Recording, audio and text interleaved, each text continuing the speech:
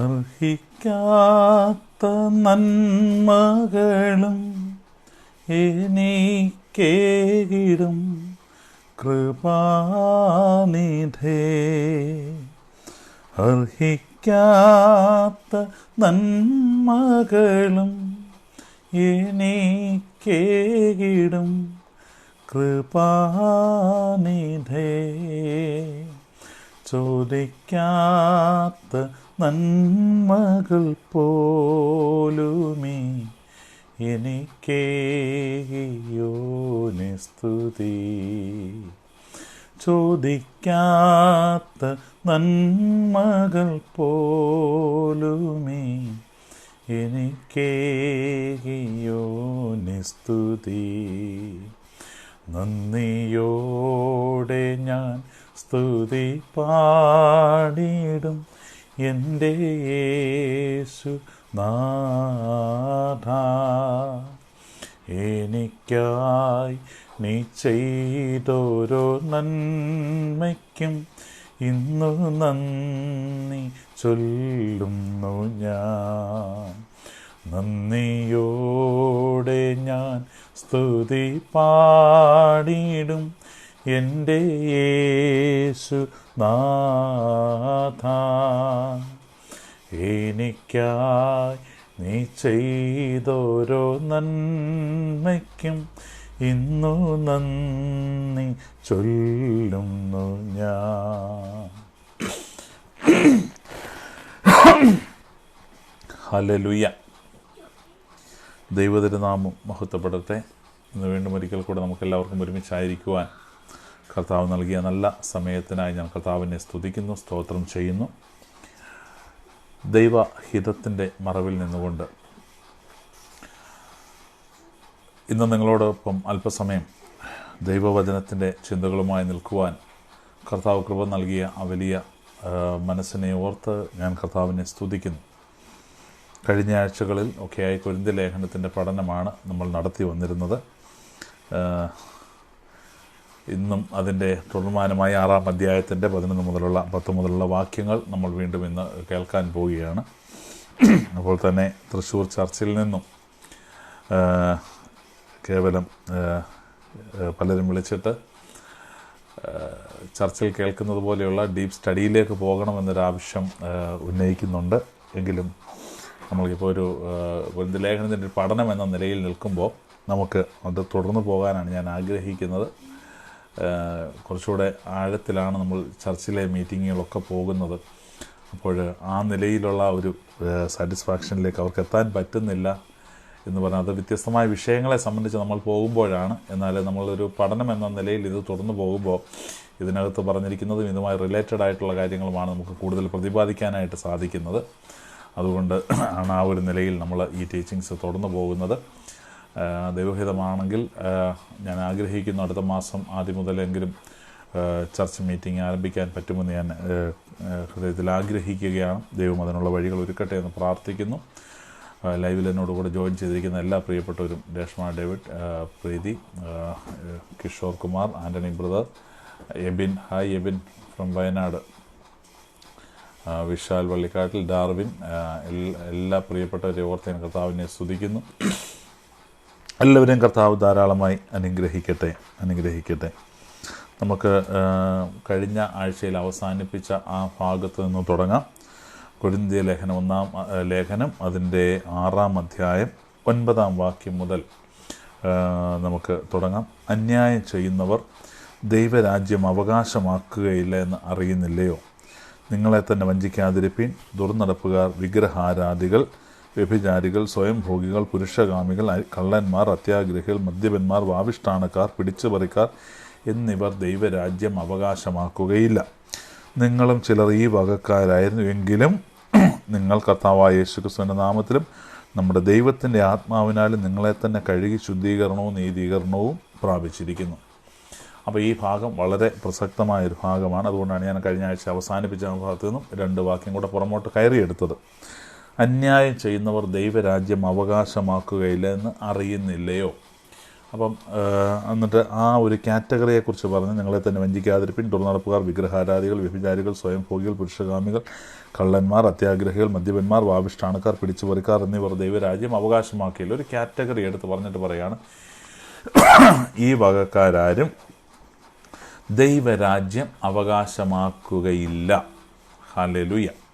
അപ്പോൾ ഈ ദൈവരാജ്യം അവകാശമാക്കുകയില്ല എന്ന് പറയുമ്പോൾ പലപ്പോഴും നമ്മൾ പലരും ചിന്തിച്ചിട്ടുള്ളത് അല്ലെങ്കിൽ പഠിച്ചു വെച്ചിട്ടുള്ളത്, മറ്റുള്ളവരോട് പറയുവാൻ ആഗ്രഹിക്കുന്നത്, ദൈവരാജ്യം അവകാശമാക്കുകയില്ല എന്ന് പറയുമ്പോൾ സ്വർഗത്തിൽ പോകത്തില്ലെന്ന് പറയാനാണ് നമ്മൾ പലപ്പോഴും ഈ വാക്യം ഉപയോഗിക്കുന്നത്.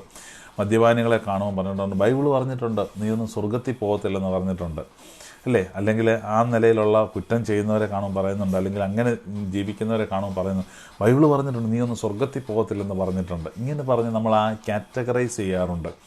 എന്നാൽ നിങ്ങൾ ശ്രദ്ധിച്ച്, ഇവിടെ പറയുന്നത് ദൈവരാജ്യം അവകാശമാക്കുകയില്ല എന്നാണ് പറഞ്ഞിരിക്കുന്നത്. എന്താണ് ദൈവരാജ്യം, എന്താണ് സ്വർഗരാജ്യം? ഇതിനെക്കുറിച്ച് വളരെ വിശദമായി മുൻപ് പല ലൈവുകളിലും ചർച്ചിലുമൊക്കെ ഞാൻ എടുത്തിട്ടുള്ളതാണ്.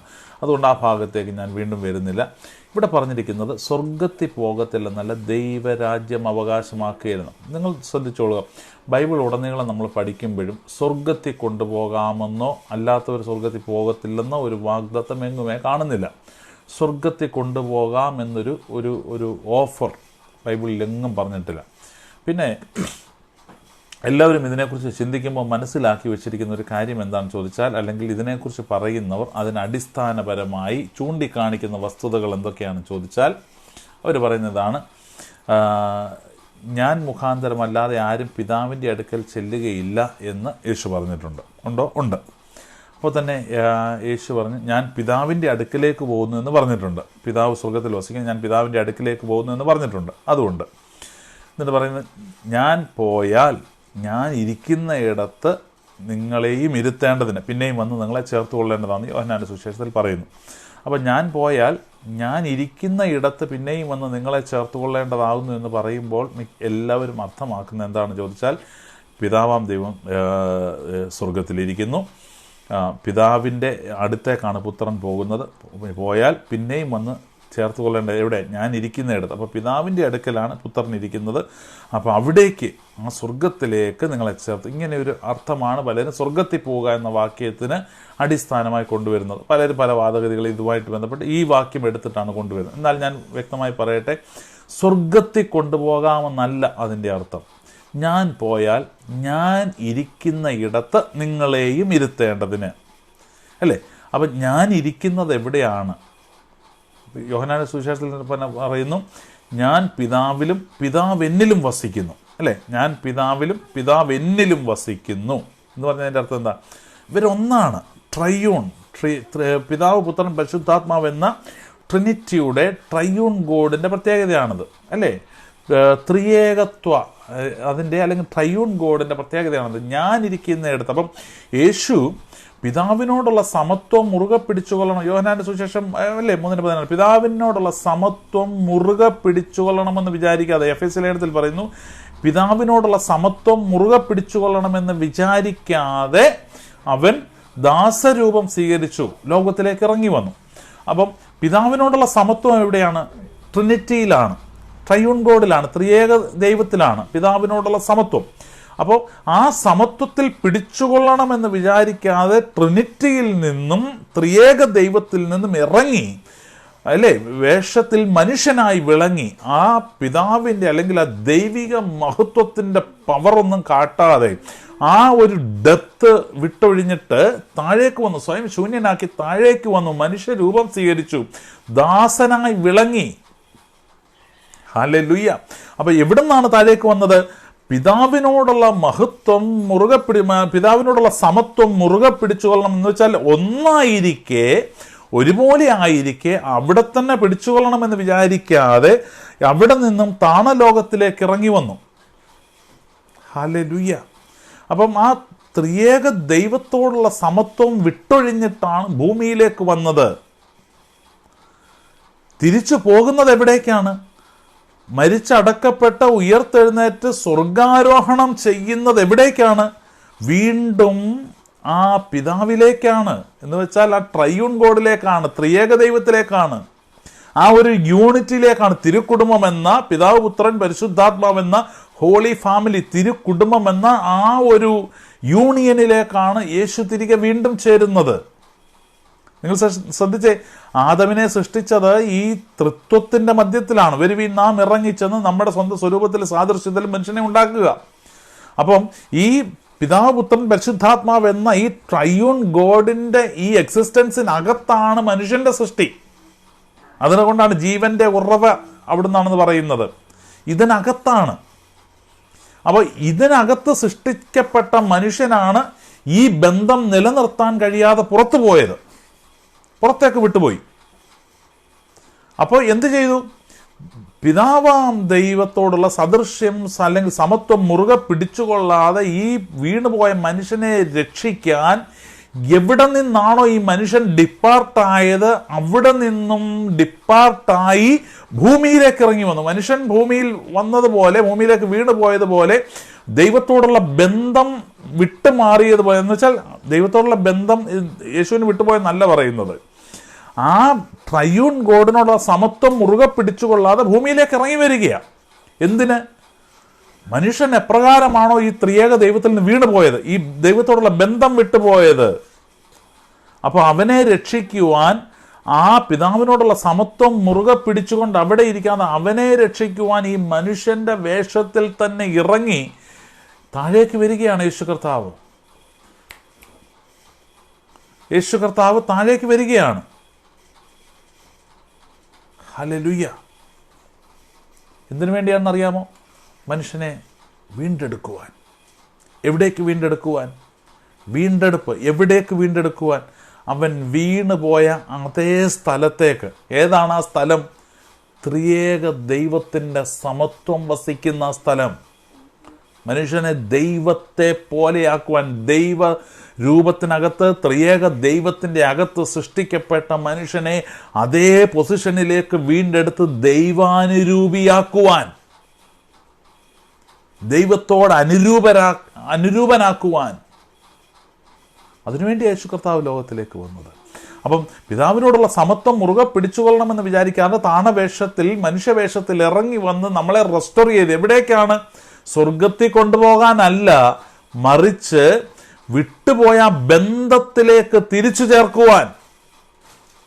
Hallelujah, hallelujah. അപ്പൊ ദൈവത്തോടുള്ള ആ ബന്ധത്തിലേക്ക് തിരികെ ചേർന്ന്, അതാണ് റെസ്റ്റോറേഷൻ. അപ്പൊ ദൈവത്തിന് മനുഷ്യനോടുള്ള സഹവർത്തിത്വത്തിൽ, ആ സംബന്ധത്തിൽ എല്ലാ സമയത്തും ദൈവം ആയിരിക്കണമെന്ന് ആഗ്രഹിക്കുന്നു. അതുകൊണ്ടാണല്ലോ പഴയ നിയമത്തിൽ പോലും പിതാവാം ദൈവം ഇങ്ങനെ ചോദിച്ചു, ഞാൻ നിങ്ങളുടെ ഇടയിൽ വസിക്കേണ്ടതിന് നിങ്ങൾ എനിക്കൊരു ആലയം പണിയുമോ? അല്ലേ? അപ്പം ദൈവത്തിൻ്റെ ആഗ്രഹം എപ്പോഴും എന്താണ്? മനുഷ്യന്റെ കൂടെ വസിക്കുക എന്നുള്ളതാണ്. മനുഷ്യനോടൊപ്പം വസിക്കുക, മനുഷ്യനോടൊപ്പം വസിക്കുക. ഒരിക്കലും ഈ മനുഷ്യനെ ഇവിടെ ഇട്ട് കുറെ കഷ്ടപ്പെടുത്തി കുറച്ച് കഴിഞ്ഞാൽ തെക്കും വടക്കും വലിച്ചിട്ട് അവസാനം കുറച്ച് പേരെ വലിച്ചുകൊണ്ട് മുകളിലേക്ക് പോയി കുറച്ച് പേരെ നരകത്തിലോട്ട് എറിഞ്ഞു കളഞ്ഞു. ഇതല്ല ദൈവത്തിന്റെ പദ്ധതി. ദൈവത്തിന്റെ ആഗ്രഹം, ദൈവത്തിന്റെ ഹൃദയത്തിലെ ആഗ്രഹം തൻ്റെ മക്കളോടൊത്തു വസിക്കുക. അതുകൊണ്ടാണ് പഴയ നിയമത്തിൽ ന്യായപ്രമാണത്തിന്റെ കാലഘട്ടത്തിൽ പോലും തുടിക്കുന്ന പിതാവിന്റെ ഹൃദയം മനുഷ്യനോട് വിളിച്ചു പറഞ്ഞത് എന്താണെന്ന് അറിയാമോ? ഞാൻ നിങ്ങളുടെ ഇടയിൽ വസിക്കേണ്ടതിന് നിങ്ങൾ എനിക്ക് വേണ്ടി ഒരു ആലയം ഉണ്ടാക്കുമോ? ഹല്ലേലൂയ. അങ്ങനെയാണ് ദേവാലയം പണിയപ്പെടുന്നത്. യെരൂശലേം ദേവാലയം പണിയപ്പെടുന്നത് അങ്ങനെയാണ്. അപ്പൊ ദൈവത്തിന്റെ ഹൃദയത്തിലെ ആഗ്രഹം നിങ്ങളുടെ കൂടെ വസിക്കുക, മനുഷ്യന്റെ കൂടെ വസിക്കുക. അതിനുവേണ്ടി ഒരു ആലയം എനിക്ക് വേണ്ടി നിങ്ങൾ പണിയുമോ എന്ന് ദൈവം ചോദിക്കുകയാണ്. ഹല്ലേലൂയ. പുതിയ നിയമത്തിൽ വന്നപ്പോൾ നോക്കിക്കേ, നമ്മെ ഓരോരുത്തരെയും ആലയമാക്കി ദൈവം ശുദ്ധീകരിച്ചു. ആലയമാക്കി നിർത്തിയിട്ട് ഓരോ മനുഷ്യന്റെയും ഹൃദയത്തിൽ വസിക്കുവാൻ ദൈവം ആഗ്രഹിക്കുന്നു. ഹല്ലേലൂയ. ഓരോ മനുഷ്യന്റെ ഹൃദയത്തിൽ ദൈവം വസിക്കുന്നു. പുതിയ നിയമത്തിൽ ആലയം നമ്മളാണ്. താഴോട്ട് വരുമ്പോൾ നമ്മളത് കേൾക്കും. പുതിയ നിയമത്തിൽ ആലയം നമ്മളാണ്. അപ്പോൾ ഓരോ മനുഷ്യൻ്റെയും ഹൃദയത്തിൽ ദൈവം വസിക്കുന്നു എന്ന ബോധ്യം ഉണ്ടാകണം. ഇനിയിപ്പോൾ എവിടെ സ്വർഗത്തിലേക്ക് പോയിട്ട് ദൈവത്തിനടുത്ത് അകത്ത് വെക്കാനാണ്? അതുകൊണ്ടല്ലേ എഫേസ്യർ 2:7 പറഞ്ഞിരിക്കുന്നത്, നിങ്ങളെ സ്വർഗസ്ഥലങ്ങളിൽ ഇരുത്തിയിരിക്കുന്നു, അല്ലേ? അപ്പോൾ ഈ തിരിച്ചറിവ് ഈ ബോധ്യം നിങ്ങളുടെ ഉള്ളിൽ പ്രബലപ്പെടുന്നുവോ, എന്നിത് ആഴത്തിൽ പതിയുന്നുവോ എന്ന ഈ തിരിച്ചറിവിലേക്ക് നിങ്ങൾ നടന്നു കയറുന്നു. ഞാനൊരു കാര്യം പറയാം. നിങ്ങൾക്ക് ഇപ്പം ഇവിടെ നാട്ടിലിരിക്കുന്ന ഒരാൾക്ക് വിദേശത്തേക്ക് പോകുവാൻ ഒരു വിസ വരുന്നു. ഒരു സുപ്രഭാതത്തിൽ പോസ്റ്റ്മാൻ തട്ടി വിളിച്ചിട്ട് നിങ്ങൾക്കൊരു വിസ ഉണ്ട്, നാളെ പോകാൻ റെഡി ആയിക്കോ എന്ന് പറയുകയല്ല. മറിച്ച് ചില നാളുകളുടെ പരിശ്രമമായി അവിടെയുള്ളവരുമായി ബന്ധപ്പെട്ട് അതിൻ്റെ ഏജൻസികളുമായി ബന്ധപ്പെട്ട് ഒരു ജോലിക്ക് വേണ്ടി ശ്രമിച്ച് ആ ഒരു വിസ വരുന്നുണ്ട് എന്ന് നിങ്ങൾക്ക് ലഭിക്കുമെന്ന് ബോധ്യം വന്നപ്പോൾ അതിനുള്ള ഒരുക്കങ്ങളെല്ലാം നിങ്ങൾ ഇവിടെ നടത്തി, പാസ്പോർട്ട് എടുത്തു, കാര്യങ്ങൾ എടുത്തു, ബാക്കി ഒരുക്കങ്ങളെല്ലാം നടത്തി പോകുവാനുള്ള ക്രമീകരണങ്ങൾ, വസ്ത്രങ്ങൾ, കാര്യങ്ങളെല്ലാം ക്രമീകരിച്ച് വെച്ചിട്ടാണ് ഒരു സുപ്രഭാതത്തിൽ നിങ്ങൾ അങ്ങോട്ട് പോകുന്നത്. എന്ന് പറഞ്ഞാൽ ഒരു സുപ്രഭാതത്തിൽ രാവിലെ എഴുന്നേറ്റ് വന്നിട്ട് ചാടി കയറി ഓടി പോയി ഫ്ലൈറ്റിന് കയറി അങ്ങ് പോകുകയല്ല വിദേശത്തേക്ക്. അതിനൊരു തയ്യാറെടുപ്പുണ്ട്. അതിൻ്റെ പൂർത്തീകരണമാണ് ആ സ്ഥലത്ത് ചെന്നിട്ടുള്ള ജോലിയും മറ്റു കാര്യങ്ങൾ എന്ന് പറഞ്ഞതുപോലെ ഈ അവകാശം നമ്മൾ ഇതിനെക്കുറിച്ചൊന്ന് അറിയുമ്പോഴേ ആ ദിവസം തന്നെ നമ്മൾ ഇതിലേക്കങ്ങ് വരികയല്ല. അല്ലെങ്കിൽ ദൈവം അകത്ത് വസിക്കുന്ന അനുഭവം നമ്മുടെ ഉള്ളിലുണ്ട് എന്ന് അറിഞ്ഞിട്ട് അന്നേരം മുതൽ നമ്മൾ ആ ഒരു ദൈവാനുരൂപിയായി അങ്ങ് ജീവിക്കുകയല്ല. മറിച്ച് ദൈവം അകത്ത് വന്നിരിക്കുന്നു എന്ന ഈ ബോധ്യം. അതുകൊണ്ടാണല്ലോ പറയുന്നത്, നിങ്ങൾ നിങ്ങളെ തന്നെ കഴുകി ശുദ്ധീകരണവും നീതീകരണവും പ്രാപിച്ചിരിക്കുന്നു. ആ ഭാഗത്തേക്ക് ഞാൻ വരാം, അടുത്ത ഭാഗത്തേക്ക് വരാം. അപ്പം നമുക്ക് ഈ അറിവ് എപ്പോഴാണോ നമ്മുടെ ഉള്ളത്തിൽ വരുന്നത്, അത് നമ്മുടെ തുടക്കമാണ്. അവിടെ തുടങ്ങി മുൻപോട്ട് ഓരോ ദിവസവും ഈ അറിവിൽ നമ്മൾ വളരും തോറും, ക്രിസ്തു എന്ന പരിജ്ഞാനത്തിൽ നമ്മൾ വളരും തോറും നമ്മൾ ദൈവാനുരൂപികളായി തീർന്നുകൊണ്ടിരിക്കുകയാണ്. ഇതൊരു പ്രോസസ്സാണ്. ഒറ്റ സുപ്രഭാതത്തിൽ നിങ്ങളെ അവൻ മക്കളാക്കി എടുത്തിരിക്കുന്നു. പക്ഷെ നിങ്ങളുടെ ഉള്ളിൽ ഈ മക്കൾ എന്ന ബോധം വന്നു, ഈ ബോധ്യം വന്നു എങ്കിലും, ഈ അറിവ് വന്നു എങ്കിലും, ഇത് നിങ്ങൾക്ക് പ്രാപിക്കണമെങ്കിൽ നിങ്ങൾ തീർച്ചയായും ഈ മക്കളുടെ അവകാശങ്ങൾ എന്ന ബോധ്യത്തിലേക്ക് പൂർണ്ണമായും നിങ്ങൾ അതിലേക്ക് വരണം. ഒരു ഉദാഹരണം പറയാം. നമ്മുടെ നാട്ടിലൊക്കെ നടപ്പുള്ള ഒരു കാര്യമാണ് അഡോപ്ഷൻ, ദത്തെടുക്കുക. കുഞ്ഞുങ്ങളില്ലാത്തവർ കുഞ്ഞുങ്ങളെ ദത്തെടുക്കാറുണ്ട്. ചിലർ തീരെ കുഞ്ഞു പ്രായത്തിൽ തിരിച്ചറിവില്ലാത്ത മുട്ട കുഞ്ഞുങ്ങളായിരിക്കുമ്പോൾ ദത്തെടുക്കാറുണ്ട്. ചിലർ കുറച്ചുകൂടെ ഏജ്ഡ് ആയിട്ട് ദത്തെടുക്കുന്നവരുണ്ട്. അപ്പോൾ ഈ ദത്തെടുത്ത് കഴിഞ്ഞ് ഈ കുഞ്ഞിന്, അതായത് ഒരു 3-4 വയസ്സൊക്കെ ഒരു അറിവുള്ളപ്പോഴാണ് ദത്തെടുക്കുന്നതെങ്കിൽ, ഒരു സുപ്രഭാതത്തിൽ ഈ പുതിയ വീട്ടിലേക്ക് ചെന്ന് കഴിഞ്ഞാൽ ആ കുഞ്ഞിന് അവർ ദത്തെടുത്തിരിക്കുകയാണ്. അവരുടെ മകനായി അല്ലെങ്കിൽ മകളായി ദത്തെടുത്തിരിക്കുകയാണ്. പക്ഷേ അവരെ മാതാപിതാക്കളായി ഉൾക്കൊള്ളുവാൻ ഇനി അവൻ്റെ മാതാപിതാക്കൾ അല്ലെങ്കിൽ അവളുടെ മാതാപിതാക്കൾ അവരാണെന്നൊരു ബോധ്യം വന്നെങ്കിലും ഒറ്റ ദിവസം കൊണ്ട് അവനത് ഉൾക്കൊള്ളാൻ പറ്റുന്നില്ല. അവൻ കുറേ ദിവസം അവരുടെ കൂടെ കഴിഞ്ഞ് ആ സ്നേഹം അനുഭവിച്ച്, ആ വാത്സല്യം അനുഭവിച്ച്, അവനിലുള്ള കരുതൽ തിരിച്ചറിഞ്ഞ് ക്രമേണ ഡേ ബൈ ഡേ അവൻ ആ ഒരു ബോധ്യത്തിലേക്ക് കയറി വരികയാണ്. എന്ന് പറഞ്ഞതുപോലെ ഒറ്റ ദിവസം കൊണ്ട് ദൈവം നമ്മളെ മക്കളാക്കി റെസ്റ്റോർ ചെയ്തിരിക്കുന്നു എന്ന് പറയുമ്പോൾ ഒറ്റ ദിവസം ഈ അറിവ് നമ്മുടെ ഉള്ളിൽ വന്നെങ്കിലും ഒറ്റ ദിവസം കൊണ്ട് ഈ നന്മകളെല്ലാം നമുക്ക് അനുഭവിക്കാൻ പറ്റുന്നില്ല, ഈ പദവികളെല്ലാം നമുക്ക് എൻജോയ് ചെയ്യുവാൻ പറ്റുന്നില്ല. കാരണം എന്താ? നമ്മുടെ ഉള്ളിൽ അതിൻ്റെ ആ ഒരു ബന്ധത്തിലേക്ക് നമ്മൾ ഇഴുകി ചേർന്നിട്ടില്ല ഇതുവരെ. അതിനൊരു ടൈമുണ്ട്. ഈ യാഥാർത്ഥ്യത്തെ തിരിച്ചറിഞ്ഞ് അതിനകത്ത് നമ്മൾ വളരുന്ന ഒരു ടൈമുണ്ട്, ഒരു പ്രോസസ്സിങ് ടൈമുണ്ട്. ഹല്ലേലൂയ. അതുകൊണ്ടല്ലേ നമ്മൾ ഈ ഗലാത്യ ലേഖനം പഠിക്കുമ്പോൾ പറയുന്ന ന്യായപ്രമാണം ക്രിസ്തുവിലേക്ക് നടത്തുവാനുള്ള ശിശുപാലകനായി ഭവിച്ചു, അല്ലേ? ഒരു കാലയളവ് വരെ. അപ്പോൾ ആ ഒരു അളവിൽ നമ്മൾ നിന്ന സമയത്താണ്, അവിടുന്നാണ് നമ്മളെ വീണ്ടെടുത്തത്. ആ വീണ്ടെടുപ്പ് വന്നിട്ടും ഇന്നും തിരിച്ചറിയാതെ ഈ ന്യായപ്രമാണത്തിൽ പോയാലുള്ള അപകടം അതാണ്. നമ്മൾ പലപ്പോഴും പറയാറുണ്ട്, ന്യായപ്രമാണത്തിലേക്ക് മടങ്ങി പലരും പോകും. അത് അനുഷ്ഠിക്കാൻ പോകുമ്പോഴത്തെ പ്രശ്നം എന്താ അറിയാം? വീണ്ടും ഇത് ശിശുപാലകനായിട്ട് തന്നെ നിൽക്കുക നമ്മുടെ മുമ്പിൽ. ഈ ന്യായപ്രമാണം പിന്നെ നമ്മുടെ മുമ്പിൽ ശിശുപാലകനാകുക. ഒരിക്കലും മക്കളെന്ന അവകാശമോ പൂർത്തീകരണമോ ആ തിരിച്ചറിവോ പ്രാപിക്കാൻ കഴിയാതെ, കാലസമ്പൂർണതയുടെ അനുഭവം പ്രാപിക്കുവാൻ കഴിയാതെ ശിശുപാലകന്റെ കീഴിൽ ഇന്നും നമ്മൾ തുടരുകയാണ്. ഹല്ലേലൂയ.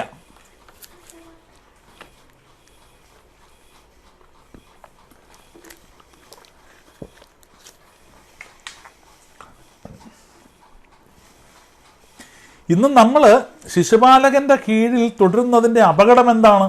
കാലസമ്പൂർണതയുടെ ആ അനുഭവം പ്രാപിക്കുവാൻ നമുക്ക് കഴിയാത്തത് ഇതുകൊണ്ടാണ്. നിങ്ങൾക്ക് മനസ്സിലായി കാണുമെന്ന് ഞാൻ ചിന്തിക്കാം. പലപ്പോഴും നമ്മുടെ ചിന്തകളിലും മെസ്സേജുകളിലും എല്ലാം ഈ ഭാഗം പലപ്പോഴും കയറി വരുന്നത് കൊണ്ട് ഞാൻ കൂടുതൽ വിശദീകരിക്കാതെ തന്നെ നിങ്ങൾക്ക് മനസ്സിലായി കാണുമെന്ന് ഞാൻ ചിന്തിക്കുകയാണ്. ഈ അനുഭവം, ഈ നന്മയുടെ അനുഭവം നമ്മൾ പ്രാപിക്കണമെങ്കിൽ ഈ തിരിച്ചറിവിൽ ഓരോ ദിവസവും നമ്മൾ വളർന്ന് കയറിക്കൊണ്ടിരിക്കണം. എങ്കിൽ മാത്രമേ ആ ബോധ്യത്തിൽ നമുക്ക് വളരാൻ സാധിക്കത്തുള്ളൂ. അല്ലാത്തിടത്തോളം കാലം നമുക്ക് മക്കളാണെന്ന് പറഞ്ഞിട്ട് കിടന്ന് കഷ്ടപ്പെടാമെന്നേ ഉള്ളൂ. ഞാൻ പലപ്പോഴും പറഞ്ഞിട്ടില്ലേ, മക്കളാണ്, പക്ഷേ ആ മക്കളുടെ അവകാശങ്ങൾ എന്തൊക്കെയാണെന്ന് നമ്മൾക്ക് തിരിച്ചറിയാൻ പറ്റുന്നില്ലെങ്കിൽ, നമ്മളുടെ അവകാശമൊന്നും നമ്മുടെ മേൽ വന്നില്ലെങ്കിൽ നമുക്ക് പ്രയോജനങ്ങളൊന്നുമില്ല. ഒരപ്പൻ തൻ്റെ മക്കൾക്ക് അവകാശമെല്ലാം എഴുതി കൊടുക്കുന്നു, പക്ഷെ അത് കിട്ടിയിട്ടുണ്ടെന്നുള്ള ബോധ്യം, അല്ലെങ്കിൽ അത് എങ്ങനെ വിനിയോഗിക്കാം, എങ്ങനെയൊക്കെ നമുക്കത് എൻജോയ് ചെയ്യാമെന്ന് തിരിച്ചറിയാതെ ഇന്നും അത് ആധാരത്തിൻ്റെ രൂപത്തിൽ പെട്ടിക്കകത്തിരിക്കുകയാണെങ്കിൽ, ആ തിരിച്ചറിവ് നിന്റെ ഉള്ളിൽ വന്നിട്ട് നീ അതിനകത്ത് വളരുകയും അത് ക്രയവിക്രയം ചെയ്യുകയും ചെയ്യുന്നില്ലെങ്കിൽ, നിനക്കതൊന്നും അനുഭവമാക്കാൻ കഴിയാത്തതുപോലെ, ആ അവകാശങ്ങളെ നിനക്ക് ആസ്വദിക്കാൻ, എൻജോയ് ചെയ്യാൻ കഴിയാത്തതുപോലെ. ഇത് തന്നെയാണ് ദൈവിക ജീവിതവും. മക്കളാണെന്ന് പറയുന്നു, പക്ഷെ അവകാശം പ്രാപിക്കാൻ, അനുഭവിക്കുവാൻ, അതിൻ്റെ സുഖ സൗകര്യങ്ങൾ അനുഭവിക്കുവാൻ നമുക്ക് സാധിക്കാതെ കിടക്കുന്നത് ഇന്നും കഷ്ടതയിലും പട്ടിണിയിലും പരിവട്ടത്തിലും പ്രയാസത്തിലും പാടിലും നമ്മൾ പ്രതിബന്ധങ്ങളിലും അകപ്പെട്ട് നമ്മൾ ഉഴന്നുകൊണ്ടിരിക്കുകയാണെങ്കിൽ അതിൻ്റെ അർത്ഥം എന്താണെന്നറിയാമോ? നമ്മൾ ഇന്നും ആ കാലസമ്പൂർണതയുടെ അനുഭവം പ്രാപിച്ചിട്ടില്ല എന്നുള്ളതാണ്. അതിലേക്ക് വരണം. അതിൽ വന്നുവെങ്കിൽ മാത്രമേ മക്കൾ എന്ന പദവി നിങ്ങൾക്ക് എൻജോയ് ചെയ്യാൻ പറ്റത്തുള്ളൂ. ഓക്കെ, ഞാൻ പറഞ്ഞു വന്ന ഭാഗത്തിലേക്ക് വരാം. ദൈവരാജ്യത്തിൽ പ്രവേശിക്കുകയില്ല എന്ന ഭാഗമാണ് നമ്മൾ പറഞ്ഞത്. അപ്പൊ ദൈവരാജ്യത്തിൽ പ്രവേശിക്കുകയില്ല എന്നതിനെ പലപ്പോഴും സ്വർഗരാജ്യമാക്കി നമ്മൾ വെച്ചു. അപ്പൊ അത് സ്വർഗരാജ്യം എന്ന അർത്ഥമല്ല, സ്വർഗത്തിൽ കൊണ്ടുപോകാമെന്ന അർത്ഥമല്ല, മറിച്ച് ക്രിസ്തുവിനാൽ ഭൂമിയിൽ സ്ഥാപിക്കപ്പെട്ട ദൈവരാജ്യം, ആ ദൈവരാജ്യത്തിനകത്തെ അംഗത്വത്തെക്കുറിച്ചാണ് ഇവിടെ പറയുന്നത്. എന്താണ് അതിന്റെ പ്രത്യേകത? അപ്പൊ ഈ വകക്കാർ ദൈവരാജ്യം അവകാശമാക്കുകയില്ല എന്നല്ലേ പറഞ്ഞിരിക്കുന്നത്.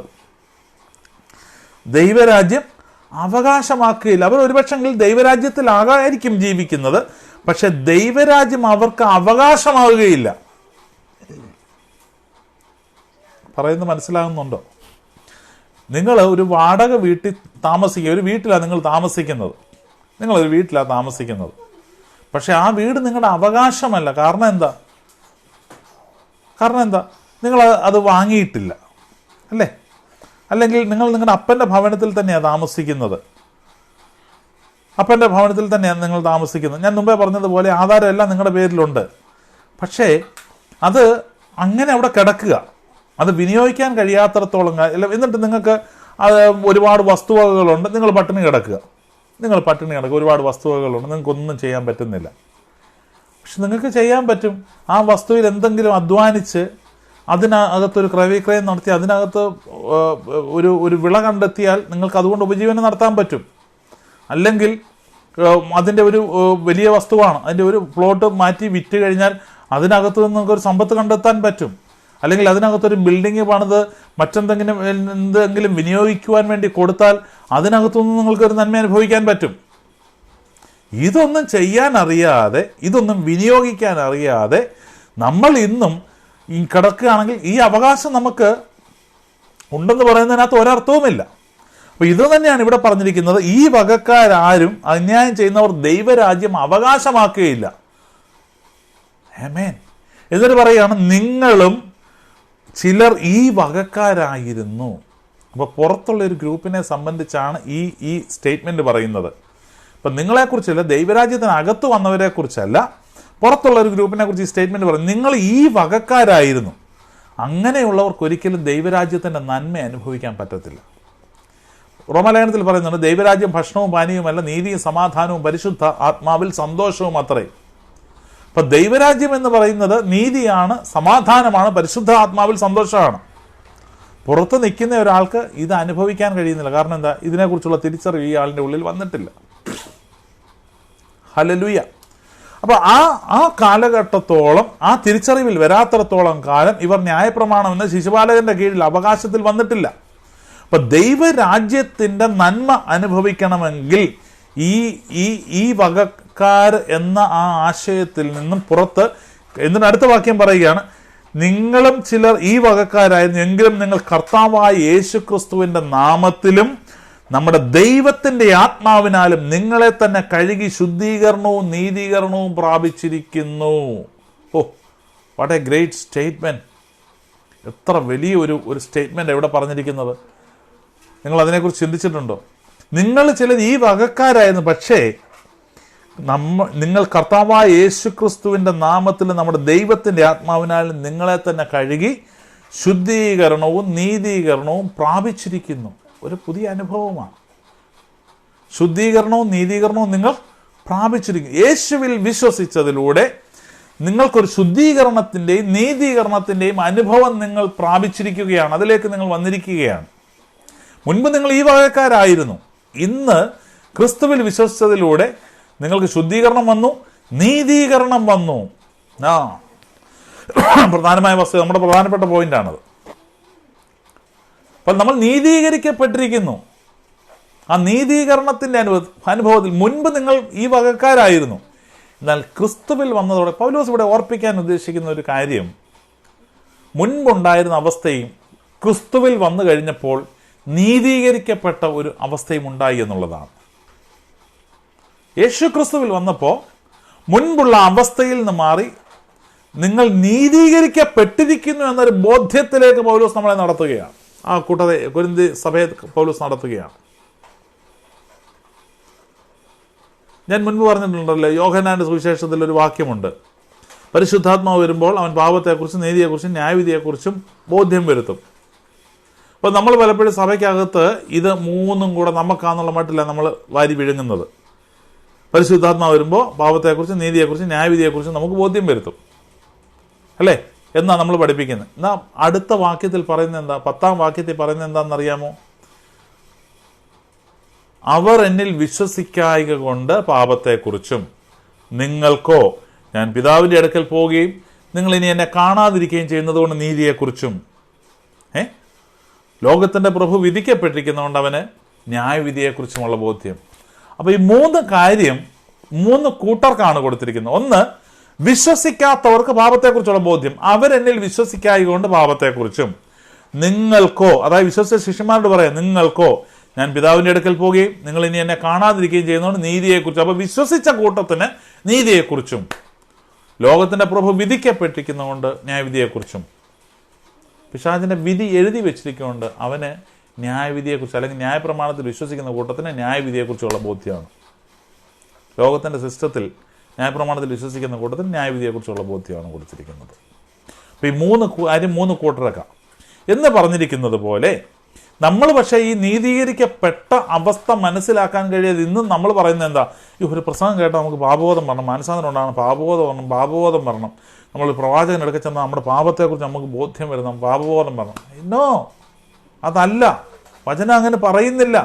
നിങ്ങൾക്ക് പാപബോധമല്ല ഉണ്ടാകേണ്ടത്, നിങ്ങൾക്ക് നീതീകരണ ബോധമാണ് ഉണ്ടാകേണ്ടത്, നീതിബോധമാണ് ഉണ്ടാകേണ്ടത്. വിശ്വസിച്ച നിങ്ങൾക്ക് നീതിബോധമാണ്, നിങ്ങൾ നീതീകരിക്കപ്പെട്ടിരിക്കുന്നു, ആ ബോധ്യമാണ് ഉണ്ടാകേണ്ടത്. അടിസ്ഥാനപരമായ ക്രൈസ്തവ വിശ്വാസ പ്രമാണമാണ്, അടിസ്ഥാനപരമായ വിശ്വാസമാണ്. ഇത് വിശ്വസിക്കാത്തിടത്തോളം കാലം ദൈവത്തിൽ നിന്ന് നിങ്ങൾക്ക് ഒന്നും പ്രാപിക്കുവാനോ അനുഭവിക്കുവാനോ കഴിയുകയില്ല. നിങ്ങൾ നീതീകരിക്കപ്പെട്ടിരിക്കുന്നു എന്ന് നിങ്ങൾ വിശ്വസിക്കാതെ ദൈവത്തിൽ നിന്ന് നിങ്ങൾക്കൊന്നും പ്രാപിക്കാൻ കഴിയത്തില്ല. കാരണം വചനം പറയുന്നത് എന്താ? നീതിമാന്റെ ശ്രദ്ധയോടുകൂടിയ പ്രാർത്ഥന വളരെ ഫലിക്കും. നമ്മളിപ്പോൾ നീതിമാന്മാരുണ്ടോ എന്ന് തപ്പിപ്പോവുക. എന്തിനാ? നമുക്ക് വേണ്ടി ഒന്ന് പ്രാർത്ഥിപ്പിക്കാൻ. നോക്കിക്കേ, സഭയുടെ ഗതികേട് നോക്കിക്കേ, വിശ്വസിച്ച വിശ്വാസി എന്ന് പറയുന്നവരുടെ ഗതികേട് നോക്കിക്കേ. നീതിമാന്റെ ശ്രദ്ധയോടുകൂടിയ പ്രാർത്ഥന വളരെ ഫലിക്കുമെന്ന് വചനത്തിൽ പറയുമ്പോൾ നമ്മൾ ഇന്ന് നീതിമാന്മാരാരെങ്കിലും ഉണ്ടോ എന്ന് തപ്പി നടക്കുക നമുക്ക് വേണ്ടി ഒന്ന് പ്രാർത്ഥിപ്പിക്കാൻ. അവർ പ്രാർത്ഥിച്ചാൽ നമുക്ക് ഫലിക്കുമെന്ന്. എൻ്റെ കുഞ്ഞെ, നീ ഒന്ന് വിശ്വസിക്കുക, നീയാണ് നീതിമാൻ, ക്രിസ്തുവിൽ നീയാണ് നീതിമാൻ, നിന്റെ പ്രാർത്ഥന ഫലിക്കുമെന്നാണ് പറയുന്നത്. നീതിജ്ഞൻ പന പോലെ തളിർത്തിടുമേ, ഹാലേലൂയ. വളരും അവൻ ലബനോൻ കാരകിൽ പോൽ, വൃദ്ധതയിലും അവർ തളിരിട്ടു തഴച്ചിടുമേ, ഹാലേലൂയ. വർദ്ധിക്കും അവർക്ക് തുഷ്ടി പുഷ്ടികളും ബാറക്കുമോ. എന്ന് വെച്ചാൽ നീതിമാൻ പന പോലെ തഴയ്ക്കും, അവൻ ലബാനോനിലെ ദേവദാരു പോലെ വളരും. അതാണ് ആ പാട്ടിൻ്റെ അർത്ഥം. ഈ പാട്ട് പാടുന്നവർക്ക് ഇതിൻ്റെ അർത്ഥം അറിയത്തില്ല എന്നുള്ളതാണ് ഏറ്റവും വലിയ ഗതികേട്, ഏറ്റവും വലിയ ദുരന്തത. ഈ പാട്ട് പാടുന്നവർക്കും നാഴിക 40 വട്ടം ഈ പാട്ട് പാടി ആരാധനയിൽ സംബന്ധിക്കുന്നവർക്കും ഇതിൻ്റെ അർത്ഥം അറിയത്തില്ല. അവരും നീതിമാനെ തപ്പി നടക്കുക. നീതിമാൻ പന പോലെ തഴയ്ക്കും, ലബാനോനിലെ ദേവദാരു പോലെ വളരും എന്നൊക്കെ പാടിയിട്ട് നീതിമാൻ ആരെങ്കിലും ഉണ്ടോ ഒന്ന് പ്രാർത്ഥിക്കാനോ ഒന്ന് പ്രാർത്ഥിപ്പിക്കാനാന്ന് പറഞ്ഞ് തപ്പി നടക്കുക. Hallelujah. What A pathetic situation, what A pathetic condition. ഞാൻ പറഞ്ഞത്, ക്രൈസ്തവ വിശ്വാസ പ്രമാണത്തിൻ്റെ അടിസ്ഥാനം എന്താണെന്ന് ചോദിച്ചാൽ, യേശുക്രിസ്തുവിലൂടെ നീ നീതീകരിക്കപ്പെട്ട് വിശ്വസിക്കുന്ന ഏവനും നീതി ലഭിച്ചിരിക്കുന്നു, നീതീകരിക്കപ്പെട്ടിരിക്കുന്നു എന്ന ഈ ബോധ്യമാണ് ക്രൈസ്തവ വിശ്വാസത്തിൻ്റെ അടിസ്ഥാനം. വിശ്വാസത്താൽ നീതീകരിക്കപ്പെട്ടിട്ട് നമ്മുടെ കർത്താവായ യേശുക്രിസ്തു മുഖാന്തരം നമുക്ക് ദൈവത്തോട് സമാധാനമുണ്ട്. അപ്പോൾ ദൈവത്തോട് സമാധാനം ഉണ്ടായിരിക്കുന്നു. അവൻ ഇരുപക്ഷത്തെയും ഒന്നാക്കി, വേർപാടിൻ്റെ നടിച്ചുവർ ഇടിച്ചു കളഞ്ഞ് ഇരുപക്ഷത്തെയും ഒന്നാക്കി, ക്രിസ്തുവിൽ ഒന്നാക്കി ചേർത്തു എന്ന ആ വചനം നിങ്ങൾ വിശ്വസിക്കുന്നെങ്കിൽ, നിങ്ങൾ അതിന് പുറകിൽ വിശ്വസിക്കേണ്ട ഒരു കാര്യമാണ്, നിങ്ങൾ നീതീകരിക്കപ്പെട്ടിരിക്കുന്നു. റോമാലേഖനം 5:1 പറയുന്നു, വിശ്വാസത്താൽ നീതീകരിക്കപ്പെട്ടിട്ട് നമ്മുടെ കർത്താവായ യേശുക്രിസ്തു മുഖാന്തരം നമുക്ക് ദൈവത്തോട് സമാധാനമുണ്ട്. നീ ദൈവത്തോട് സമാധാനം ഉണ്ടായത് എങ്ങനെയാ? നീ നീതീകരിക്കപ്പെട്ടത് കൊണ്ടാണ്. നീതിമാനല്ലാത്തവനുമായിട്ട് ദൈവത്തിന് യാതൊരു സംബന്ധമില്ല. നീ നീതീകരിക്കപ്പെട്ടത് കൊണ്ടാണ് നിനക്ക് ദൈവത്തോട് സമാധാനമുള്ളത്. നിരപ്പിന്റെ ശുശ്രൂഷ അവിടെ സംഭവിച്ചത്.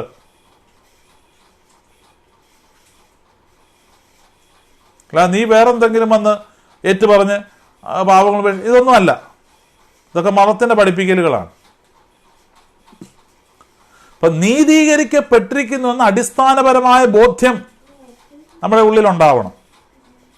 ഉള്ളിലുണ്ടായെങ്കിൽ മാത്രമേ ദൈവവുമായി നമ്മൾ സമത്വത്തിലാണ്, ദൈവവുമായി നമ്മൾ സമാധാനത്തിന്റെ അനുഭവത്തിലേക്ക് വന്നു എന്ന് നമുക്ക് വചനമനുസരിച്ച് ചിന്തിക്കാൻ പറ്റുകയുള്ളൂ. ആ അനുഭവത്തിലേക്ക് വന്നുവെങ്കിൽ മാത്രമേ ദൈവ അനുരൂപം പ്രാപിച്ചു എന്ന് വിശ്വസിക്കാൻ പറ്റത്തുള്ളൂ. അത് മനസ്സിലാക്കിയെങ്കിൽ മാത്രമേ ദൈവിക ഗുണങ്ങളെ എല്ലാ നല്ല ദാനവും, അല്ലേ, എല്ലാ നല്ല ദാനവും ഉയരങ്ങളിൽ വെളിച്ചങ്ങളുടെ പിതാവിന്റെ സന്നിധിയിൽ നിന്ന് വരുന്നു എന്ന് വചനത്തിൽ പറയുന്നത് നമ്മുടെ ലൈഫിൽ ആപ്ലിക്കബിൾ ആകണമെങ്കിൽ, നമ്മുടെ ലൈഫിൽ ഇംപ്ലിമെന്റ് ചെയ്യപ്പെടണമെങ്കിൽ എന്ത് ചെയ്യണം? നമ്മൾ ഈ വചനം വിശ്വസിക്കണം. ദൈവവുമായി ഏകീഭവിച്ചിരിക്കുന്നു, അല്ലെങ്കിൽ ദൈവവുമായി സമാധാനത്തിലേക്ക് നമ്മൾ എത്തപ്പെട്ടിരിക്കുന്നു എന്ന് ചിന്തിക്കണം. ചിന്തിക്കണമെങ്കിൽ എന്ത് വരണം? നമ്മൾ നീതീകരിക്കപ്പെട്ടിരിക്കണം. അടിസ്ഥാനപരമായി നമ്മൾ വിശ്വസിക്കേണ്ട കാര്യം, ഞാൻ നീതീകരിക്കപ്പെട്ടിരിക്കുന്നു, അതുകൊണ്ട് എനിക്ക് ദൈവത്തോട് സമാധാനമുണ്ട്. ദൈവത്തോട് സമാധാനമുള്ളത് കൊണ്ട് ദൈവത്തിലെ സകല നന്മകളും എൻ്റെ അവകാശമാണെന്നുള്ള ബോധ്യത്തിലേക്ക് നമ്മൾ വരണം.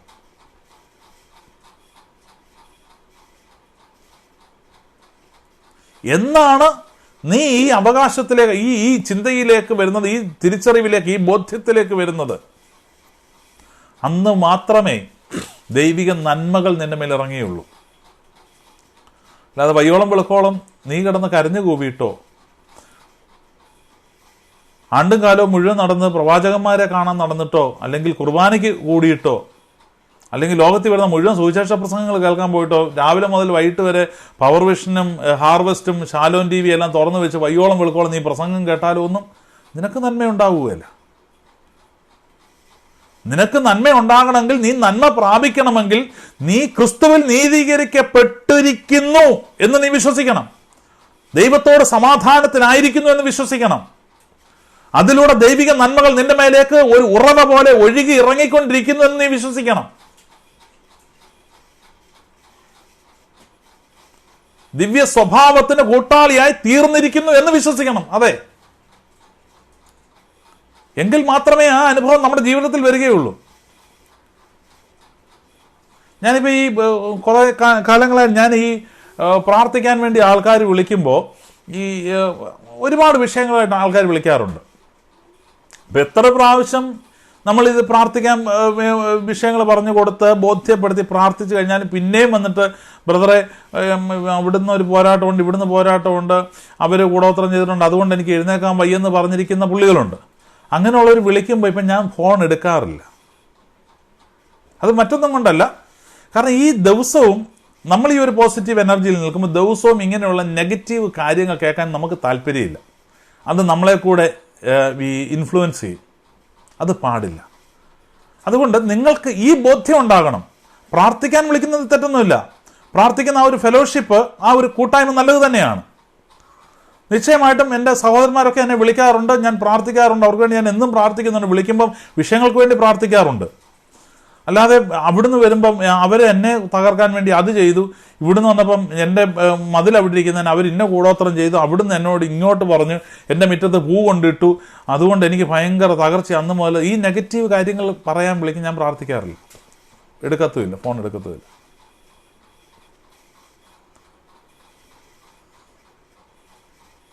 നമ്മൾ അതിനകത്ത് കാരണം നമ്മൾ നിൽക്കുന്ന ഇന്ന് ഞാൻ അഭിമാനത്തോടെ ധൈര്യത്തോടെ പറയട്ടെ, ഇന്ന് കേരളത്തിൽ കിട്ടാവുന്ന ഏറ്റവും ടോപ്പായിട്ടുള്ള ടീച്ചിങ്സ് ആണ് ക്രിസ്ത്യൻ എംബസിയിൽ നിന്ന് കൊടുക്കുന്നത്. ഏറ്റവും ടോപ്പ്, നമ്പർ 1 എന്ന് എനിക്ക് ധൈര്യത്തോടെ പറയാൻ പറ്റും. അങ്ങനെ തന്നെയാണ് കൊടുക്കുന്നത്. ഒത്തിരി ഫീഡ്ബാക്ക് ഈ ദിവസം എനിക്ക് കിട്ടിക്കൊണ്ടിരിക്കും. ഒത്തിരി ഫീഡ്ബാക്ക്, നമ്മുടെ മെസ്സേജുകൾ കേട്ട ഒരുപാട് പേര് ഈ ഫീഡ്ബാക്ക് നാട്ടിൽ നിന്നും വിദേശത്തു നിന്നും മറ്റ് ഭൂഖണ്ഡങ്ങളിൽ നിന്നും ഒക്കെ വിളിച്ചെന്നോട് ഇത് ഈ ഉറപ്പ് പറയുന്നുണ്ട്. അതുകൊണ്ട് തന്നെ നല്ല ഉറപ്പിൽ തന്നെയാണ് ഞാൻ പറയുന്നത്. ദൈവം കൈമാറിയ സന്ദേശം ഞാൻ കൈമാറിക്കൊണ്ടിരിക്കുന്നത്. അതുകൊണ്ട് തന്നെ ആ ഉറപ്പിലാണ് ഞാൻ പറയുന്നത്.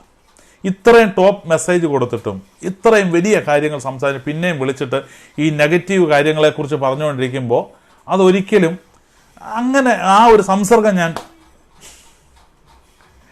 ഒഴിവാക്കും. അങ്ങനെയുള്ളവരൊന്നും വരണമെന്ന് പോലും എനിക്ക് താല്പര്യമില്ല. കാരണം എൻ്റെ മനസ്സിൽ ദൈവം തന്നിരിക്കുന്ന ഒരു സ്വപ്നം അല്ലെങ്കിൽ ഒരു ഡ്രീം എന്താണെന്ന് ചോദിച്ചാൽ, ഒരു നിർദ്ദേശം എന്താണെന്ന് ചോദിച്ചാൽ, ദൈവത്തിന് വേണ്ടി ദൈവരാജ്യത്തിനകത്തെ ശക്തരായ ഒരു കൂട്ടത്തെ എഴുന്നേൽപ്പിക്കാൻ എന്നോട് ദൈവാത്മാവ് ഇടപെട്ടിരിക്കുന്നത്. അതിനകത്ത് ദിവസവും കരഞ്ഞു കൂവി നിലവിളിച്ച് കൂടോത്രത്തെ പേടിച്ച് നടക്കുന്നവരൊന്നും അങ്ങനെയുള്ള എൻ്റെ ചിന്തയിൽ പോലും ഇല്ല. അങ്ങനെ ഒരു ഗ്രൂപ്പ് എൻ്റെ ചിന്തയിൽ പോലും ഇല്ല. ജയാളികളായ എല്ലാ സകലതിനെ അടക്കി വാഴുന്നൊരു കൂട്ടം എഴുന്നേറ്റ് ഞാൻ സ്വപ്നം കാണാറുണ്ട്, ഞാൻ ഡ്രീം ചെയ്യാറുണ്ടത്.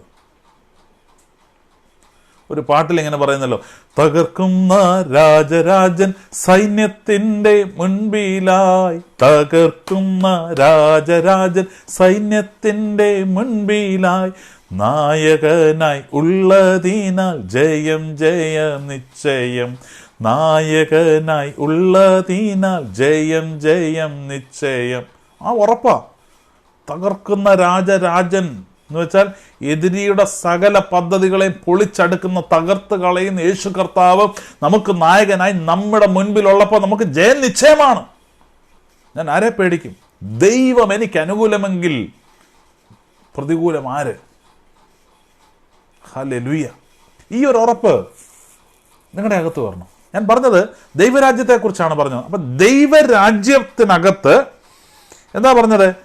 നിങ്ങളും ചിലർ ഈ വാക്കാരായിരുന്നു. എങ്കിൽ നിങ്ങൾ കർത്താവായ യേശുക്രിസ്തുവിന്റെ നാമത്തിൽ നമ്മുടെ ദൈവത്തിന്റെ ആത്മാവിനാൽ നിങ്ങളെ തന്നെ കഴുകി ശുദ്ധീകരണവും നീതീകരണവും പ്രാപിച്ചിരിക്കുന്നു.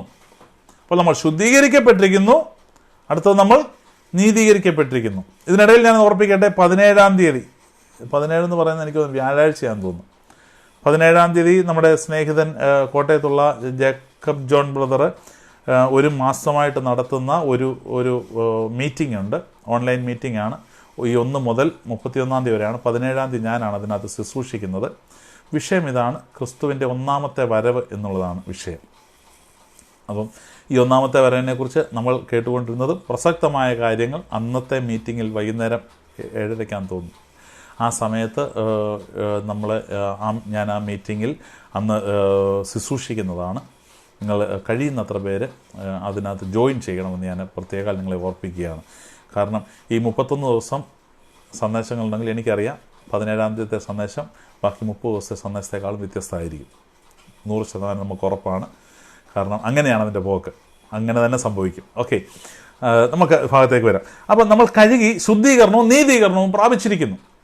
അപ്പം ശുദ്ധീകരണത്തിലേക്ക് നമ്മൾ വന്ന് കഴിഞ്ഞിരിക്കുന്നു എന്ന ബോധ്യം ഉണ്ടാകണം. നീതീകരണത്തിലേക്ക് നമ്മൾ വന്നു കഴിഞ്ഞിരിക്കുന്നു എന്ന ബോധ്യം ഉണ്ടാകണം. ഈ ബോധ്യത്തിൽ നമ്മൾ വളരണം. ഈ വളർച്ചയുടെ പൂർത്തീകരണത്തിലാണ് ഈ അനുഭവം നമ്മുടെ ജീവിതത്തിൽ ഉണ്ടാകുന്നത്. എന്നിട്ട് പൗലോസ് 12-ാം വാക്യത്തിൽ പറയാം, സകലത്തിനും എനിക്ക് കർത്തവ്യമുണ്ടെങ്കിലും സകലവും പ്രയോജനമുള്ളതല്ല, സകലത്തിനും എനിക്ക് കർത്തവ്യമുണ്ടെങ്കിലും ഞാൻ യാതൊന്നിനും അധീനനാകയില്ല. ഇതിൻ്റെ ഒക്കെ മേലെ എനിക്ക് കർത്തവ്യമുണ്ട്, എങ്കിലും ഇതൊന്നും എനിക്ക് എന്ന് വെച്ചാൽ ഇതൊക്കെ എനിക്കും വേണമെങ്കിൽ അനുഭവിക്കാം, പക്ഷെ ഇതൊന്നും എനിക്ക് പ്രയോജനമുള്ളതല്ലെന്ന് ഞാൻ അറിയുന്നു. അപ്പം നീതീകരിക്കപ്പെട്ടവൻ, വിശുദ്ധീകരിക്കപ്പെട്ടവൻ എന്തുകൊണ്ടാണ് ഇതിൽ നിന്ന് ഒഴിഞ്ഞിരിക്കുന്നതെന്ന് ചോദിച്ചാൽ, ഇതൊന്നും എനിക്ക് പ്രത്യേക പ്രയോജനമുള്ളതല്ലെന്നുള്ള തിരിച്ചറിവാണ് ഇതിനകത്തുനിന്ന് മാറി നിൽക്കുന്നത്. കാരണം നിന്നെ വിളിച്ചിരിക്കുന്നത് ഒരു വളർച്ചയ്ക്ക് വേണ്ടിയാണ്. ഒരുവൻ ക്രിസ്തുവിലായാൽ അവൻ പുതിയ സൃഷ്ടി, പഴയത് കഴിഞ്ഞു പോയി, ഇതാ സകലവും പുതുതാക്കപ്പെട്ടു. 2 കൊരിന്ത്യർ 5:17 സകലവും പുതുതാക്കപ്പെട്ടിരിക്കുന്നു. അപ്പോൾ ആ പുതുതാക്കപ്പെട്ട അനുഭവത്തിൽ വളരുവാൻ ഇതൊന്നും നമുക്ക് യാതൊരു പ്രയോജനമുള്ളതല്ല. അതുകൊണ്ട് ഞാൻ ഇതിനകത്ത് നല്ല മാറി നിൽക്കുക. അല്ലാതെ ദൈവം ശിക്ഷിക്കുമെന്നോ തല്ലിക്കൊല്ലുമെന്നോ പേടിച്ചിട്ടൊന്നുമല്ല. നിന്റെ ആത്മീയ വളർച്ചയ്ക്ക് ഇതൊന്നും യാതൊരു ഗുണവും ചെയ്യത്തില്ല. ഞാൻ പണ്ട് നിങ്ങളോട് പറഞ്ഞിട്ടുണ്ടല്ലോ, ചില ബന്ധങ്ങളിൽ നിന്നൊക്കെ നമ്മളിങ്ങനെ കൂടെ നെഗറ്റീവ് സംസാരിക്കുന്നവർ, അല്ലെങ്കിൽ ആത്മീയ ശുശ്രൂഷകളെ വിമർശിക്കുന്നവർ, ഇതിനകത്തൊന്നും നമ്മളെ പാടെ ഒഴിഞ്ഞിരിക്കാറുണ്ട്. ആ ഭാഗത്തോട് ചെവി പോലും കൊടുക്കാറില്ല. സ്ഥിരമുള്ള ചില ലൈവുകാരുണ്ട്, മറ്റുള്ളവരെ വിമർശിക്കാനും കുറ്റം പറയാനും മാത്രമായിട്ട് ലൈവ് ചെയ്യുന്നവരുണ്ട്. ഞാൻ കേൾക്കത്ത് പോലുമില്ല, കാരണം എൻ്റെ ആവശ്യമില്ല. അത് നമുക്കൊരു ഗുണവും ചെയ്യത്തില്ല. അത് കേൾക്കുമ്പോൾ നമ്മൾ ആ നെഗറ്റീവ് കേട്ടിട്ട് നമ്മുടെ മനസ്സോട് ആ നെഗറ്റീവിലേക്ക് വഴുതി പോകാൻ സാധ്യതയുള്ളതുകൊണ്ട് അതിനകത്തുനിന്ന് ഒഴിഞ്ഞിരിക്കുക. That's all. വ്യക്തികളോട് ആരോടും പിണക്കില്ല, വ്യക്തികളോട് നമ്മൾ വിദ്വേഷം സൂക്ഷിക്കുന്നുമില്ല. നമ്മൾ മനുഷ്യരാണ്, ചില ഘട്ടങ്ങളിൽ ചില പിണക്കുകളൊക്കെ നമുക്ക് ഉണ്ടാവില്ലെന്നല്ല, പക്ഷേ അത് ഒരു വിദ്വേഷമായിട്ട് മനസ്സിൽ സൂക്ഷിക്കുന്നില്ല. ആ ബന്ധം അങ്ങ് ഫെലോഷിപ്പ് വേണ്ട, ആ വ്യക്തിയായിട്ട് കണ്ട് ഓക്കെ ബൈ, അതിനപ്പുറത്ത് അവരോട് ഫെലോഷിപ്പ് തുടങ്ങും. കാരണം ആ ഫെലോഷിപ്പ് നമ്മളെ കൂടെ ഉള്ള ഈവിൾ ഇൻഫ്ലുവൻസിലേക്ക് കൂട്ടിക്കൊണ്ടുപോകും. അപ്പം നിങ്ങൾ ദൈവത്തോടുള്ള ബന്ധത്തിൽ ശുദ്ധീകരണവും നീതീകരണവും പ്രാപിച്ചവരാണ്. നിങ്ങൾ നീതിമാന്മാരല്ല, നിങ്ങൾ ശുദ്ധീകരിക്കപ്പെട്ടവരല്ല എന്ന് ആരെങ്കിലും നിങ്ങളെ പഠിപ്പിക്കുന്നുണ്ടെങ്കിൽ അങ്ങനെയുള്ള മെസ്സേജുകൾ പോലും നിങ്ങൾ കേൾക്കാൻ പോകരുത്. നിങ്ങൾ ഇനിയും നിങ്ങളുടെ പ്രവൃത്തി കൊണ്ട് ശുദ്ധീകരിക്കപ്പെടേണ്ടവരാണ്, നീതീകരിക്കപ്പെടേണ്ടവരാണെന്ന് ആരെങ്കിലും പഠിപ്പിക്കുന്നെങ്കിൽ നിങ്ങളത് കേൾക്കാൻ പോകരുത്. അത് നിങ്ങളുടെ ആത്മീയ ജീവിതത്തെ തകർത്ത് കളയും. നിങ്ങൾ കേൾക്കേണ്ടത്, നിങ്ങൾ വചനം പറയുന്നതാണ്. വചനം എന്താണ് പറയുന്നത്? നിങ്ങളും ചിലർ ഈ വകക്കാരായിരുന്നു, എങ്കിലും നിങ്ങൾ കർത്താവായ യേശു ക്രിസ്തുവിന്റെ നാമത്തിലും നമ്മുടെ ദൈവത്തിന്റെ ആത്മാവിലും, അല്ലേ, ആത്മാവിനാലും നിങ്ങളെ തന്നെ കഴുകി ശുദ്ധീകരണവും നീതീകരണവും പ്രാപിച്ചിരിക്കുന്നു. 1 കൊരിന്ത്യർ 6:11. നിങ്ങളും ചിലർ ഈ വകക്കാരായിരുന്നു, എങ്കിലും നിങ്ങൾ കർത്താവായ യേശു ക്രിസ്തുവിന്റെ നാമത്തിലും നമ്മുടെ ദൈവത്തിന്റെ ആത്മാവിനാലും നിങ്ങളെ തന്നെ കഴുകി ശുദ്ധീകരണവും നീതീകരണവും പ്രാപിച്ചിരിക്കുന്നു. അപ്പൊ നിങ്ങൾ ശുദ്ധീകരണവും നീതീകരണവും പ്രാപിച്ചിരിക്കുന്നു എന്ന് പറയുന്നതാണ് സുവിശേഷം. അല്ലാതെ ഇത് പ്രാപിക്കണം, അതിനുവേണ്ടി നിങ്ങൾ ഇന്ന കാര്യങ്ങൾ ചെയ്യണം, നോമ്പ് ചെയ്യണം, ഉപവസിക്കണം, നിങ്ങൾ മുട്ടുമേലിരിക്കണം, കരഞ്ഞു പോകണം, വെള്ളിയാഴ്ച തോറും ഇന്ന സ്ഥലങ്ങളിൽ പോകണം, ചൊവ്വാഴ്ച ഇന്ന സ്ഥലത്ത് പോകണം, അടുത്തതിന് ഇന്ന സ്ഥലത്ത് പോകണം എന്ന് പഠിപ്പിക്കുന്നതല്ല. അതല്ല സുവിശേഷം. അത് ന്യായപ്രമാണമാണ്. സുവിശേഷമായിട്ട് അതിനൊരു ബന്ധമില്ല. അപ്പം നിങ്ങൾ കർത്താവായ യേശു ക്രിസ്തുവിന്റെ നാമത്തിൽ നമ്മുടെ ദൈവത്തിന്റെ ആത്മാവിനാൽ നിങ്ങളെ തന്നെ കഴുകി ശുദ്ധീകരണവും നീതീകരണവും പ്രാപിച്ചിരിക്കുന്നു. നീതീകരിക്കപ്പെട്ടവരാണ്. ഹല്ലേലൂയ.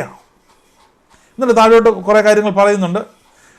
ഭോജ്യങ്ങൾ ഭോജ്യങ്ങൾക്ക് ഉള്ളത്, എന്നാൽ ദൈവം അതിനെ ഇല്ലാതാക്കും. ശരീരമോ ദുർനടപ്പിനുള്ള കർത്താവിനത്രേ, കർത്താവ് ശരീരത്തിന്. ആ ഭാഗം പറയുമ്പോൾ ദൈവം ഇതിനെ മുഴുവൻ ഇല്ലായ്മയാക്കുമെന്നൊരു ചിന്ത പലരുടെ ഉള്ളിലുണ്ട്. അതല്ല, ഞാൻ അതിനെക്കുറിച്ച് വിശദീകരിക്കാം. ഭോജ്യങ്ങൾ വയറ്റിനും ഭോജ്യങ്ങൾക്കും ഉള്ളത്, എന്നാൽ ദൈവം അതിനെ ഇല്ലാതെയാക്കും എന്ന് പറഞ്ഞാൽ ദൈവം ഭക്ഷണവും പാനീയവും ഒക്കെ ഭക്ഷണത്തെയും വയറിനെയൊക്കെ ഇല്ലാതെയാക്കി നശിപ്പിച്ച് കളയുന്നുള്ള അർത്ഥമല്ല. മറിച്ച് ഞാൻ മുൻപ് പറഞ്ഞ ഒരു സന്ദേശത്തിലേക്ക് ഞാൻ വരാം. അവിടെ നമ്മൾ പറഞ്ഞ ആത്മാവിലുള്ളൊരു ജീവിത ശൈലിയുണ്ട്. സ്പിരിറ്റിൽ ജീവിക്കുക, living in spirit instead of living in blood എന്ന് വെച്ചാൽ രക്തത്തിൽ ജീവിക്കുന്നതിന് പകരം ആത്മാവിൽ ജീവിക്കുക. ആ ഒരു നിലയിലേക്ക് ദൈവം നിങ്ങളെ കൊണ്ടുവരുമെന്നാണ് പറഞ്ഞിരിക്കുന്നത്. ഇവിടെ പറഞ്ഞിരിക്കുന്നത് ഭോജ്യങ്ങൾ വയറ്റിനും 13-ാം വാക്യമാണ്, 1 കൊരിന്ത്യർ 6:13 വാക്യമാണ്. ഭോജ്യങ്ങൾ വയറ്റിനും വയറ് ഭോജ്യങ്ങൾക്കുമുള്ളത്, എന്നാൽ ദൈവം ഇതിനെയും അതിനെയും ഇല്ലാതെയാക്കും എന്ന് പറഞ്ഞാൽ ഈ കാണുന്ന ഭക്ഷണവും നമ്മുടെ ഈ തിന്നുകൂട്ടുന്ന ഈ പെരുവയറും ഒക്കെ കർത്താവ് നശിപ്പിച്ച് കളയുന്നുള്ള അർത്ഥത്തിലല്ല പറയുന്നത്.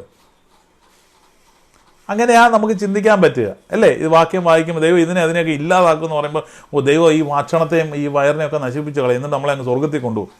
ഇതാണ് നമ്മുടെ വിശുദ്ധി. ഇതാണ്. അങ്ങനെയല്ല. ദൈവം പറയുന്നത് എന്താണ്? ഈ രക്തത്തിലുള്ള ജീവിതത്തിനാണ് ഭക്ഷണത്തിൻ്റെ ആവശ്യം വരുന്നത്.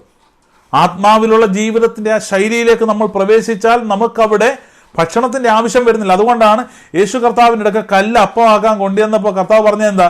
മനുഷ്യൻ അപ്പം കൊണ്ട് മാത്രമല്ല ദൈവത്തിന്റെ വായിൽ നിന്ന് വരുന്ന സകല വചനങ്ങൾ കൊണ്ടും ജീവിക്കുന്നു എന്ന് പറഞ്ഞാൽ അതിന്റെ അർത്ഥം എന്താണ്? അടുത്തൊരു റേഞ്ചാണ് അല്ലേ? അടുത്തൊരു റേഞ്ചാണ് എന്ന് പറഞ്ഞാൽ അതിന്റെ അർത്ഥം ദിവസവും നമ്മൾ പ്രസംഗം കേട്ടുകൊണ്ടിരുന്ന ഭക്ഷണം വേണ്ടതാണ്. അങ്ങനെയല്ല.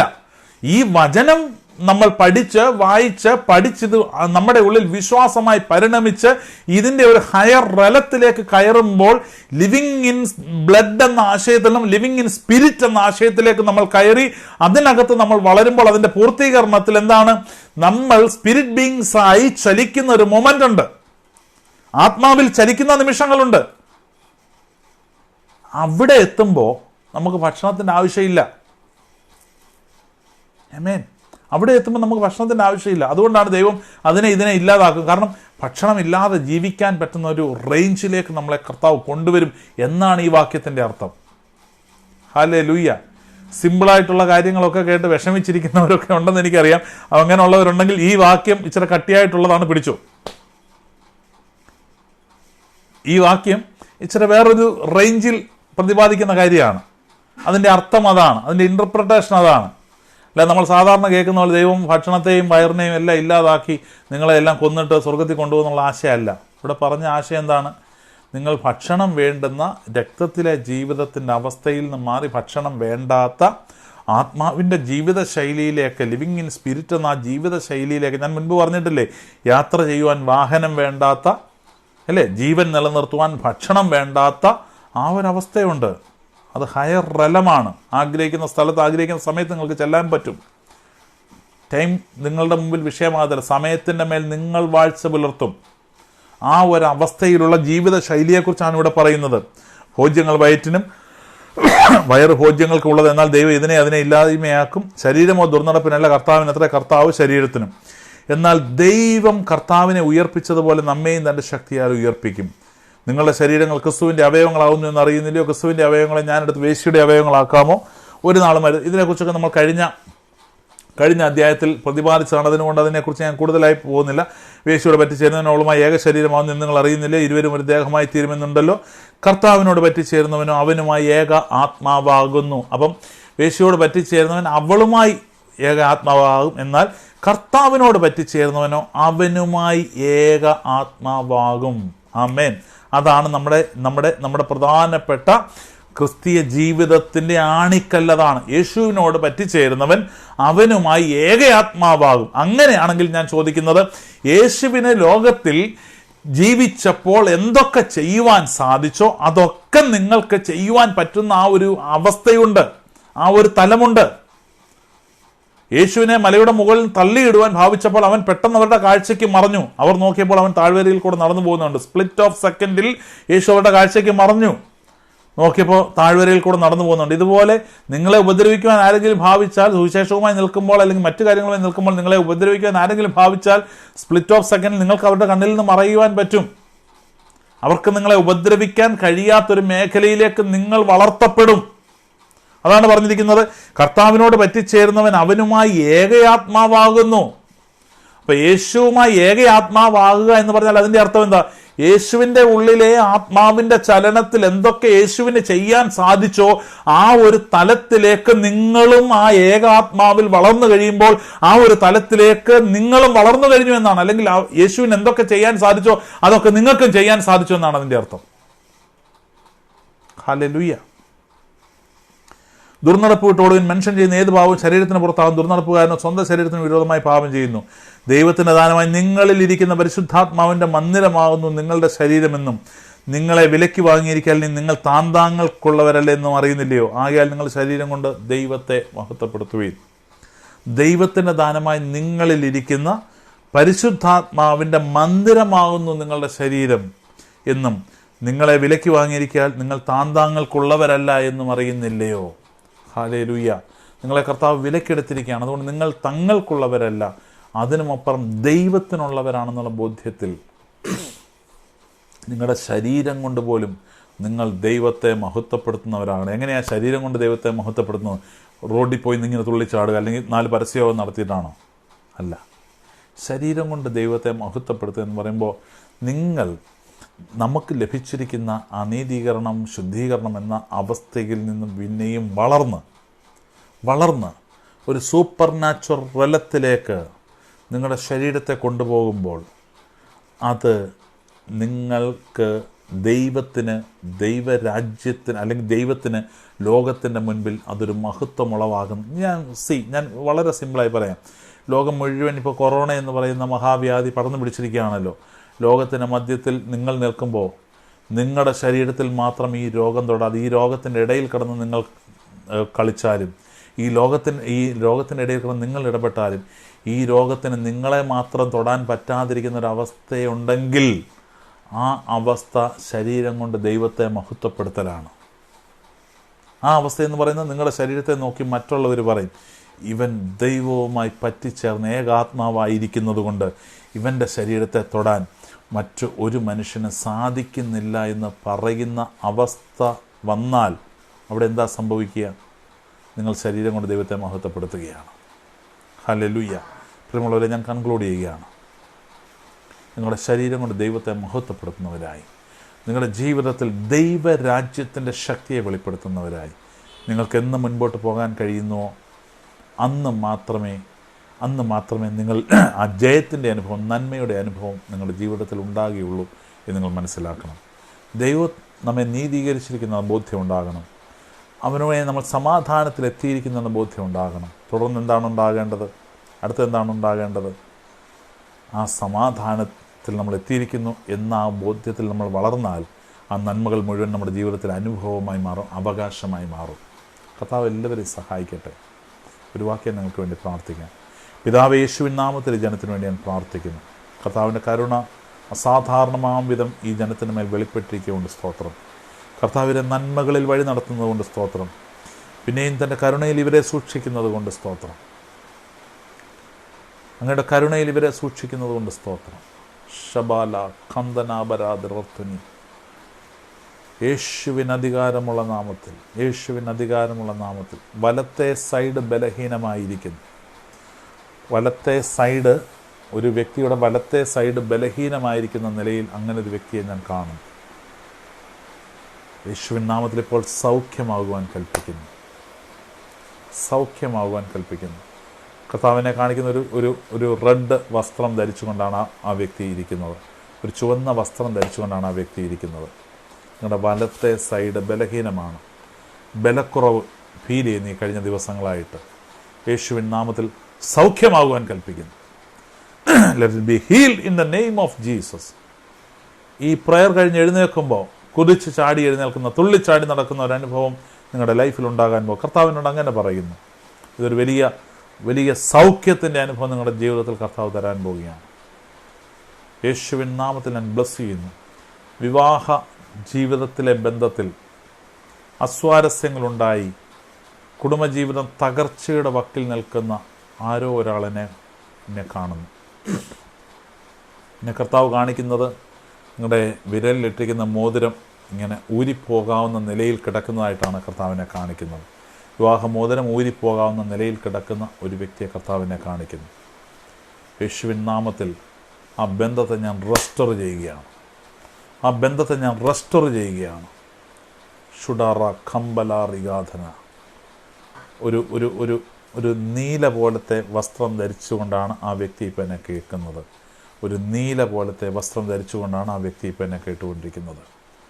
യേശുവിൻ നാമത്തിൽ ആ ബന്ധത്തെ ഞാൻ റെസ്റ്റോർ ചെയ്യുകയാണ്. ദൈവം യോജിപ്പിച്ചതിനെ മനുഷ്യൻ വേർതിരിക്കരുത്. യേശുവിൻ നാമത്തിൽ ആ ബന്ധത്തെ ഞാൻ റെസ്റ്റോർ ചെയ്യുന്നു.